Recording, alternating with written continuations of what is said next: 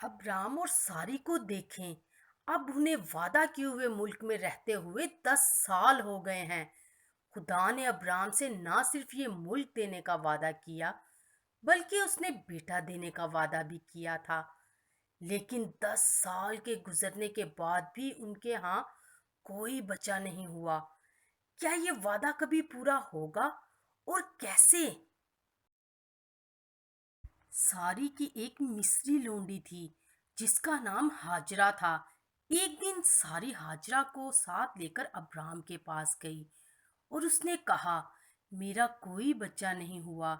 ऐसा नहीं लगता कि अब ये हो सकता है, लेकिन शायद खुदावन मेरी लोंडी के जरिए मुझे बच्चे देना चाहता है, इसलिए आप इसके साथ भी शादी कर लें।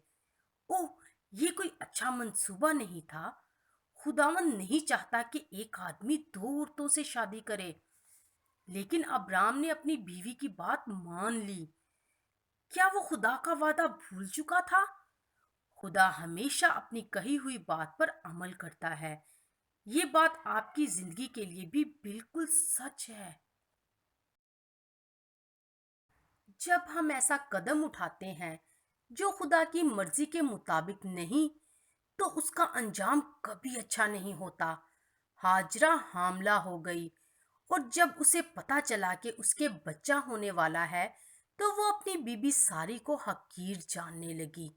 उसने सोचा कि अब मेरी अहमियत बहुत ज्यादा हो गई है और मैं अपनी बीबी से ज्यादा अच्छी हूँ, और अब वो सारी की इज्जत नहीं करती थी।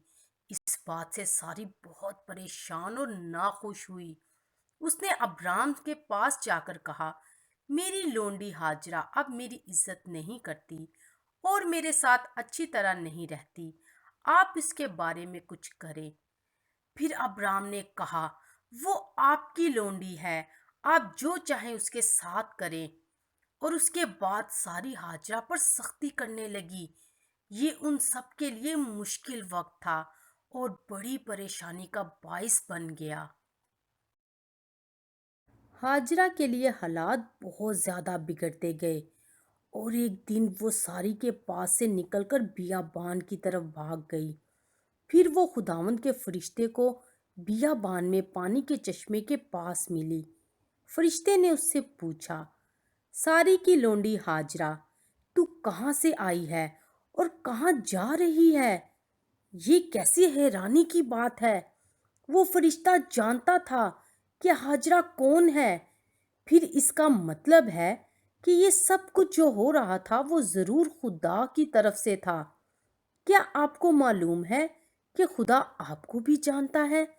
वो आपके बारे में सब कुछ जानता है, और ये भी जानता है कि आपको अपनी जिंदगी में किस चीज की जरूरत होती है।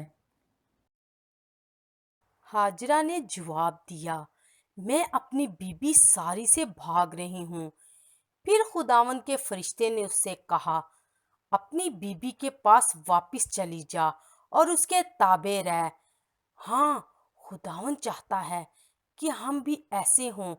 उसकी मर्जी है कि जो लोग आपसे बड़े हैं, जैसे कि आपके वालिदैन और उस्ताद, आप उनके ताबे रहें। खुदा चाहता है कि हम ऐसे लोगों की इज्जत करें और उनसे प्यार करें। खुदावंद के फरिश्ते ने हाजरा को ये भी बताया कि तू अपने बेटे का नाम इस्माइल रखना, वो भी एक बड़ी कौम का बाप बन जाएगा। हाजरा इस सारे वाक़ये के बारे में जो उसके साथ हुआ है बहुत हैरान थी। उसने कहा, मैंने खुदा को देखा है और उसने मुझे देखा है। ये जानना कि खुदा हमें भी देखता है, बाप बरकत बात है। फिर हाजरा सारी के पास वापस चली गई। चंद महीनों के बाद उसके यहाँ एक छोटा सा बच्चा पैदा हुआ।